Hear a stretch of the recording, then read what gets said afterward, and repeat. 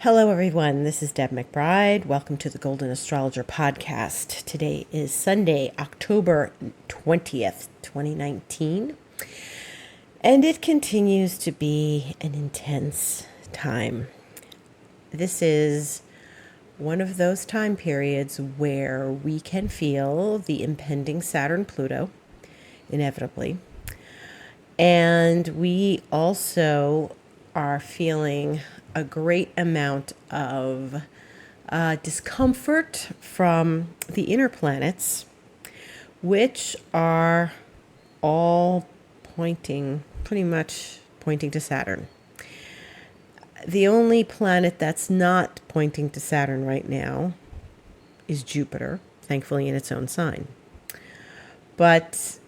And Neptune, of course, which is in its own sign. But the inner planets, the Sun and Mars are both in Libra, pointing to Venus, which is in Scorpio, which is pointing to Pluto, in Capricorn, which is pointing to Saturn. That's called dispositorship.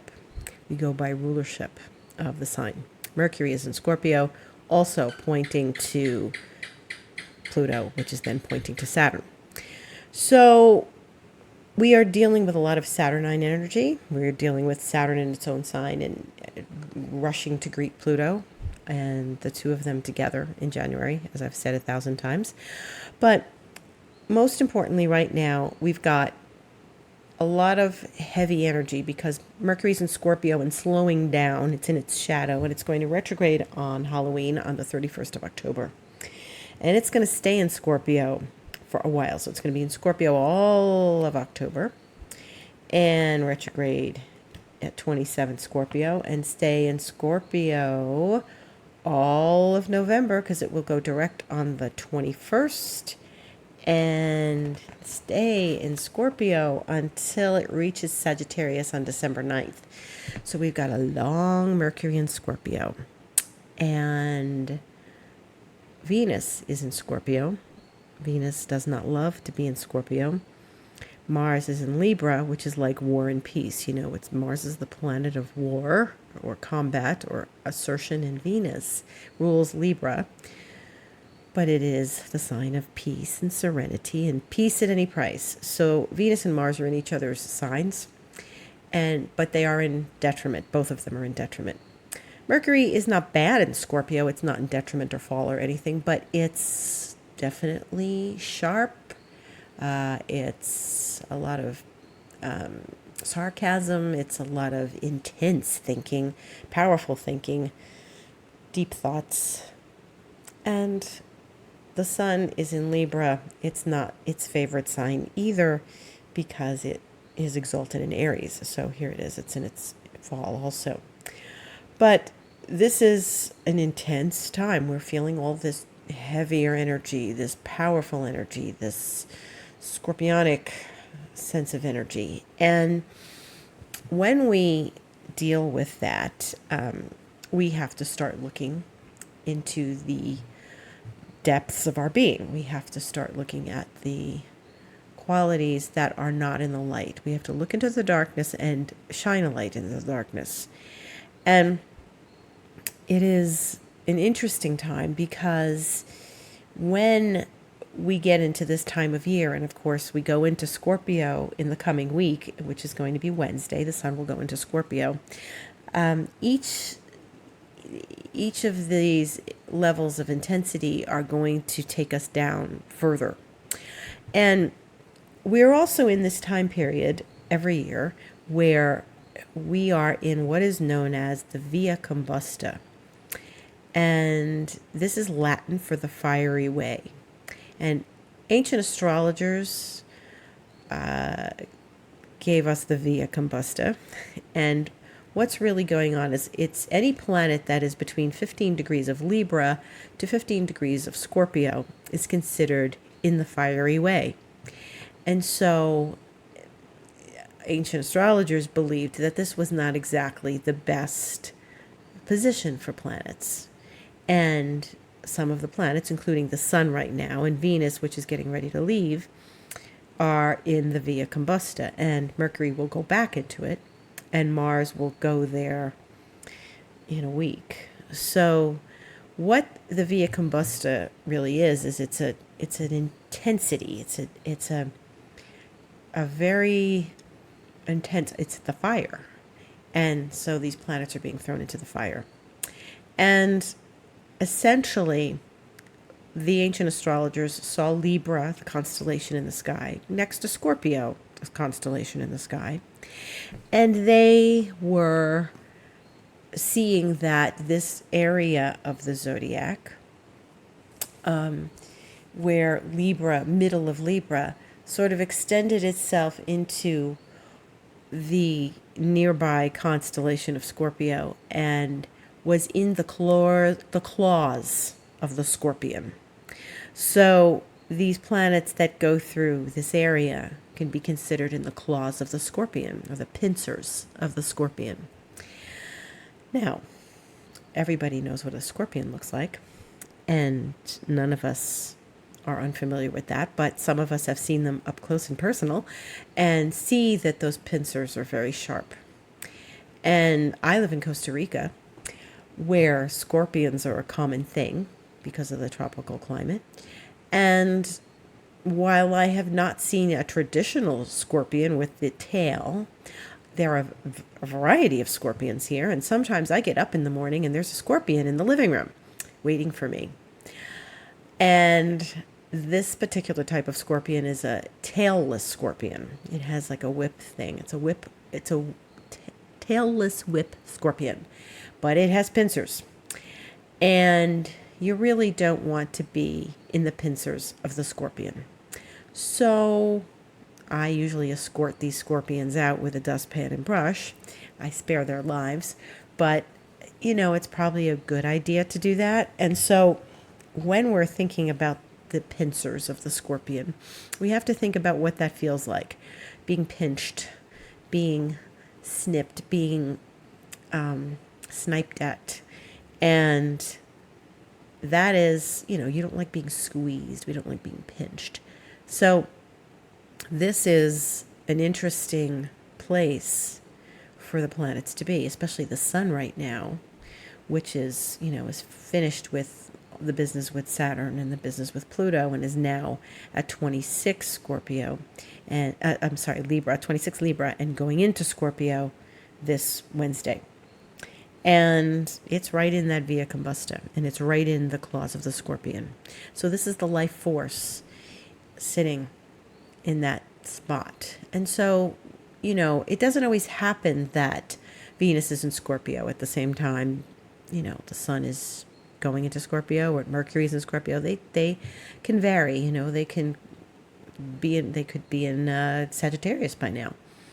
So really, we're in an intense time because Scorpio is an intense sign, and we are expected to go into that intensity and find our way out. Now, I had a conversation by email with someone today who I've known for a very long time, and that person, at the end of our exchange, we were talking about the messiness of relationships.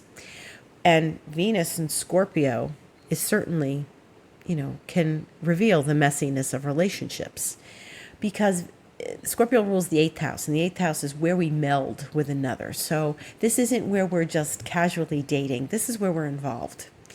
And this person and I were discussing relationships, and they said to me at the end of their last email, is there ever clarity?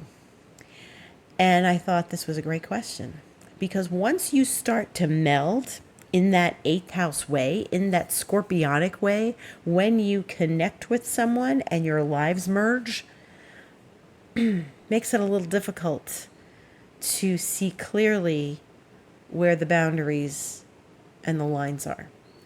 And when we get into this part of the zodiac and we start talking about scorpionic energy, the passion, the power, the intensity on one level is great. On another level, we start to recognize how intense and how deeply we have been involved or entrenched, or how much this is affecting our lives. And relationships can get very messy. And they are they are, this is, relationships with family are messy. This is relationships with, when we get into the eighth house, it's the relationships of intimacy. And you can guarantee that it's, the lines are blurred, the boundaries, who's got what and where is it. And then when you need to leave it, if you're going to leave it and you're going to divide up the stuff and the emotions and the feelings and where is the clarity? So you hope to get clarity when we're in this time of the year. We hope to get some sort of clarity. You would think Scorpio is a very focused sign. When they're in business, they are clear.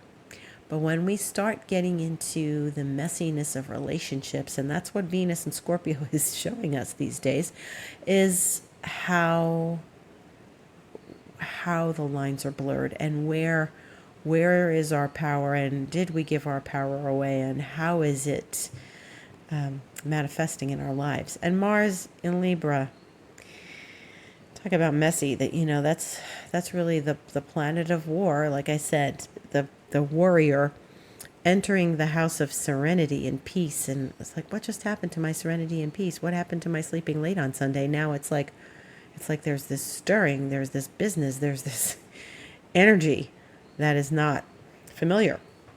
And Mars doesn't go into Libra very often. It goes in once every 2 years.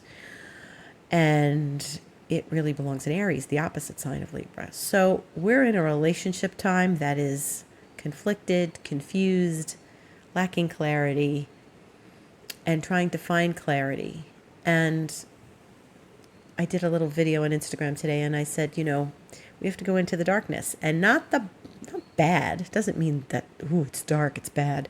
It's not like a dark story. It's without light. And how can we have clarity when we don't have a whole lot of light? And so we have to grab our flashlight, and we have to go into the underworld, and we have to seek the places that are bringing us discomfort and shine a light on them and get ourselves to a place where we can have a smidge of clarity or gain clarity and clear away what has been messy in the relationship, or messy in the blending and the melding of people. And so this is what our task is right now. Well, Venus is in Scorpio and Mars is in Libra. And the sun, as it's moving through Libra and into Scorpio. And we have to question, our motives and our space and our boundaries, because these are where boundaries get blurred and broken. And so that's something we all need to evolve to in these next weeks. Venus will be in Scorpio for the rest of the month. It will not change signs into Sagittarius till the 1st of November. And after Halloween, and that's the day of, the souls, that's All Souls Day. And the 1st and the 2nd, especially here in a Latin American country, they celebrate those Souls Days. And it's when we go to connect with the spirits who have passed and are on the other side. And we pay our respects to them. And there's another boundary. There's another 8th house, because the 8th house rules sex, death, and other people's money. So if you're in a relationship and the money lines are blurred, whether it's business or pleasure or family or, intimate, or the sexual lines are blurred, or the merging with another financially, spiritually, and where you've lost your loved one, this is the time of year then where you address all of that. So onward we go into this week. And as we head towards next week's new moon, which is in Scorpio, of course. So today Venus has been busy sextiling Saturn. And that we can hope brings some clarity, because Saturn's in Capricorn. And tomorrow Venus will trine Neptune, which is a lovely aspect. I don't know how much clarity comes from that, but it can be a very wonderful creative time to explore one's creativity and one's the beauty in one's life and the incredible sense of spirit that Venus and Neptune have together. So that's actually this is a lovely aspect. It's a trine. It's not anything heartbreaking or destructive. We have a very nice relationship with Venus and Neptune tomorrow. And I would take advantage of that with any creative work that you're doing, anything, especially music or anything in the arts. This is a great time to tap into that. And, Neptune is the planet of illusions and delusions and film, and what we see on camera is different than what's happening in the room where it's being filmed, and what our projections are. And there is so much beauty and depth and sensuousness in the darkness of Venus and Scorpio, trine Neptune and Pisces. There's this colorful sensuousness and beauty that we need to acknowledge and be grateful for. And it's a great time to express your feelings to someone.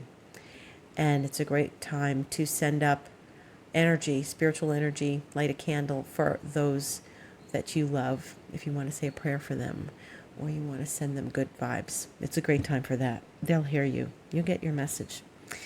And then as we get to Tuesday, the moon squares Venus. So she's, the goddesses are kind of a little annoyed with each other as the moon is in Leo. But, Venus is approaching Neptune and will be sort of separating from Neptune during the week. And we can appreciate people in a new way, and we can appreciate the beauty in the search for our light and the beauty in becoming enlightened, which is certainly a Neptunian thing. So we have to seek it out. It's not going to just find us. It's a trine. Sometimes it just sort of shows up, but really trines are a little lazy. They are easy flowing aspects, and so it's better the more energy you exert, the more you'll reap, the better things you'll reap. So the sun is at the end of Libra. It's going into Scorpio on Wednesday the 23rd at 1:20 p.m. Eastern Time. And as it moves through the sign of Scorpio, it's going to make some interesting aspects, because it will make some, instead of being in clashing with Saturn and Pluto, it will eventually do that nice sextile to them. And so they'll have a good conversation. And what have we learned since the square? So we have to look at that. So last week was tough, like that whole week of the 7th through the 14th. So when we get into the latter part of Scorpio, when we start getting into about the 13th of November, or the 7th through the 13th of November, we'll really start to understand a little more what the discord was about from last week, and hopefully be able to smooth it over and heal it. I'm hearing a lot of stories of transformation. I'm hearing of people leaving their jobs and starting their businesses. I'm hearing of long-term relationships ending. I'm hearing people really having had it with certain situations in their life and finally saying enough is enough. And I really can appreciate where all of that is coming from. Look for the place in your life that needs a refresher, because if things are getting stale anywhere in your life, with the way the intensity is right now and the impending Saturn-Pluto, I highly recommend you take action before it sort of happens to you. And that's what happens under these aspects. We have to really take action and keep things moving. And it isn't a time of just sitting back. It's a time of really pondering, but also pondering the silence and listening. So we've got another one of those listening times, because as we move into all of this Scorpio, by the end of the week, we're going to have 3 planets in Scorpio, and that's the Sun and Mercury and Venus. And that's really about taking that road that is less traveled. It's about really allowing the voices of that we can't hear so well. Allowing them to speak, and the inwards journey, because that's what Scorpio wants. It wants a journey inside. This isn't like, we're not going to be on stage right now. We want to go in, and we want to connect to whatever it is that's might be holding us back from really collecting ourselves and being in our power, because that's what Saturn and Pluto are asking us to do. And it is an interesting time. It is a little bit of a forced time. We do have to do our homework. This isn't a time to just sort of hang out. So, as the week progresses, Venus is going to sextile Pluto on Friday the 25th, and it is also a nice conversation. Again, Venus is in Scorpio, so it's having a nice conversation with the planets that are in water signs like Neptune and Pisces, and then the Earth sign of where Pluto is in Capricorn. Then, as we move towards the end of the week, we've got the Sun and the Moon being new next Sunday in Scorpio at 4 degrees. Now, Uranus is going to be at 4 degrees. So this new moon that we're having next Sunday is opposite Uranus. So that's the Sun and the Moon opposite Uranus. So as we get into this Scorpionic time period, remember that Uranus is in Taurus. And again, we say Uranus really likes to be in Scorpio. Not really a place for Uranus to be in Taurus. And it's something where we all need to pay attention, because on Sunday the 27th and Monday the 28th, we're really getting into that new moon opposite Uranus. So we had that full moon with Pluto last week, and all the lunations are really including the outer planets. So we're doing our homework here. So that new moon can bring surprises, unleashing energies, if you're doing your deep homework and you're going within, you could have an incredible epiphany next week. So I highly recommend that. But what is going to happen is Mars is going to travel that place where the Sun just traveled. So we're not just having a new moon next Sunday. We're having Mars square Saturn. So, back on the 7th of October, we had the Sun square Saturn, and it traversed that period in Libra, that section of the zodiac where it was squaring Saturn by challenge, and then it moved into the section where it's squaring Pluto. And that's what we had with the full moon last week, and Sun square Pluto last Monday. So Saturn and Pluto are getting closer, because by that time next week, Saturn will have moved actually to 15 degrees and only be 5 degrees away from Pluto. And Mars is going to come in between them, not specifically in Capricorn in between them. It will stay in Libra, but it makes that challenging aspect. So first it hits the Saturn, and then it hits the Pluto. And this is Mars. And this is not somebody who takes no for an answer. So usually when we get this, Mars wants to plow forward. Saturn says halt. So Saturn isn't trying to stop us really from progressing. It just feels that way. We may have to come up against a wall of our fear next week. This is big time stuff. This is a new moon in Scorpio opposite Uranus. At the same time, Mars is squaring Saturn. So this is some powerful, powerful energy we've got coming up on Sunday of next week. and a week from today. And so when we start to connect with that, we have to really be on our game, because Mars is punchy. Mars doesn't like to get all, stopped by Saturn. It's going to want to plow right into that Saturnine wall. It's a little more friendly with Pluto, which it won't hit till the 5th of November, but it's still an intense collision.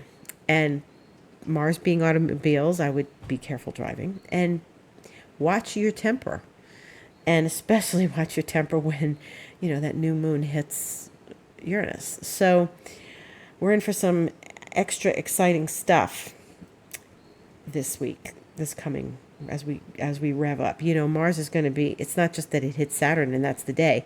We're going to start feeling this at the end of the week. And then, we will get that Mercury retrograde on the 31st, but that's not till next week. We have a week and a half till then, and Mercury will greet Venus and sort of station with Venus, and on Venus as it makes that turnaround. So that's going to be some fun too. But in the meantime, our homework is to go in and explore the beauty and the depth and the intensity and the power and the passion of all the Scorpio energy, no matter how messy it is, no matter how messy we feel, and we try to gain some clarity, if there is ever clarity, and simultaneously try to stay out of the claws of the Scorpion, because that's not the best place to be. And so you don't want to stumble into the claws of the Scorpion, and you want to take the Scorpion and with the dustpan and brush and escort it outside. So real quick, the void moons this week are Wednesday. The moon is void almost for the entirety of the day, 5:14 a.m. to 3:30 p.m. Eastern Time on Wednesday the 23rd.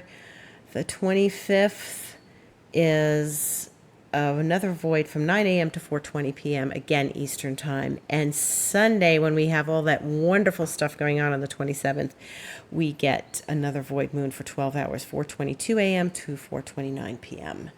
So while we're escorting the Scorpions outside. My name is Deb McBride. This has been the Golden Astrologer Podcast. My Instagram is The Golden Astrologer. My website is thegoldenastrologer.com, where you can read my blog, Astrologer's Thoughts, about the goings-on in the current astrological transits. I am available for sessions.